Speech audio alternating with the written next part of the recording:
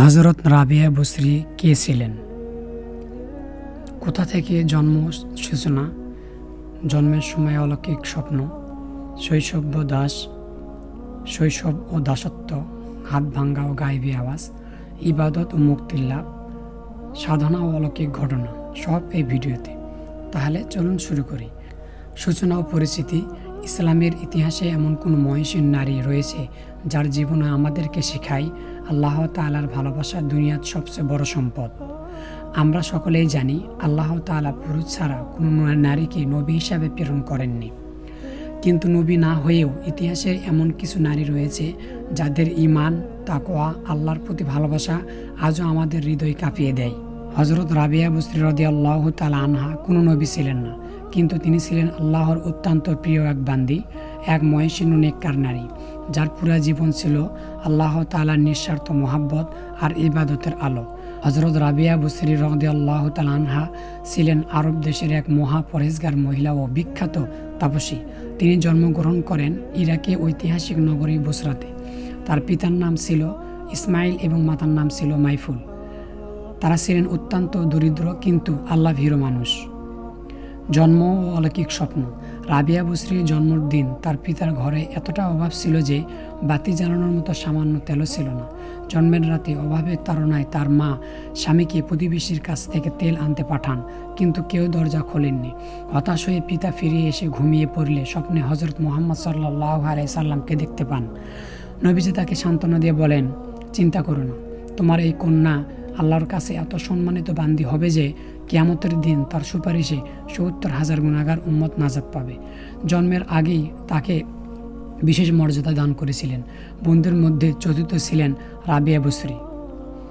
শৈশব ও দাসত্ব। রাবিয়া বসরির শৈশব ছিল দুঃখ কষ্টে ভরা। 10 বছর বয়সে পৌঁছানোর আগেই তিনি পিতামাকে হারান। এরপর ভয়াবহ দুর্ভোগ দেখা দেয়। অভাবের তাড়নায় তার বোন বিচ্ছিন্ন হয়ে যায় এবং তিনি নিঃসঙ্গ হয়ে পড়েন। সেই যুগে কিছু দুষ্ট লোক তাকে অপহরণ করে এবং ইহুদির কাছে 6 দিরহামে বিক্রি করে দেয়। শুরু হয় তার দাসত্বের জীবন। দাসী হিসাবে সারাদিন কঠোর পরিশ্রম করতেন এবং ইহুদি মুনিবের নির্যাতন সহ্য করতেন, তবুও তিনি কখনো অভিযোগ করতেন না। হাত ভাঙ্গা ও গায়েবী আওয়াজ। একদিন মুনিবের কাজের বাইরে গিয়ে এক অচেনা পুরুষের সামনে পড়ে যান।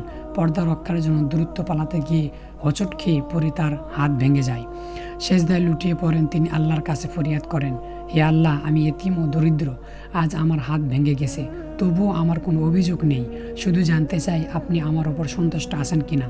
তখন গায়েবী আওয়াজ আসে, হে রাবিয়া, তুমি চিন্তা করো না, কিয়ামতের দিন তোমার মর্যাদা এত উচ্চ করে দেওয়া হবে যে ফেরেশতারাও তোমার প্রশংসা করবে। ইবাদত ও মুক্তির লাভ। রাবিয়া বসরি দিনে রোজা রাখতেন। ইবাদত ও মুক্তির লাভ। রাবিয়া বসরি দিনে রোজা রাখতেন ও কাজ করতেন, আর রাতে মুনিবে ঘুমিয়ে গেলে তার সারা রাত ইবাদত করতেন। ইবাদত ও মুক্তির লাভ।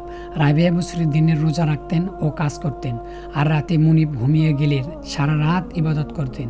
একদিন রাতে মুনিব ঘুমিয়ে গেলে রাবিয়া বসরি ঘর থেকে গুনগুন শব্দ আওয়াজ দেখতে পায়।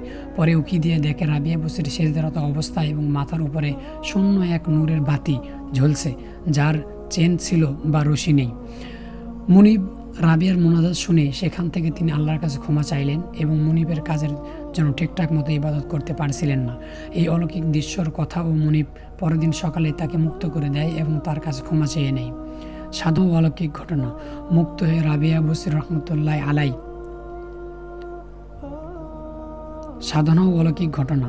মুক্তি হয়ে রাবিয়া বসরি রাদিয়াল্লাহু তাআলা আনহা নির্জনে ইবাদতের জন্য একটা স্থান বেছে নেন এবং দীর্ঘ 40 বছর সেখানে মুগ্ধ থাকেন।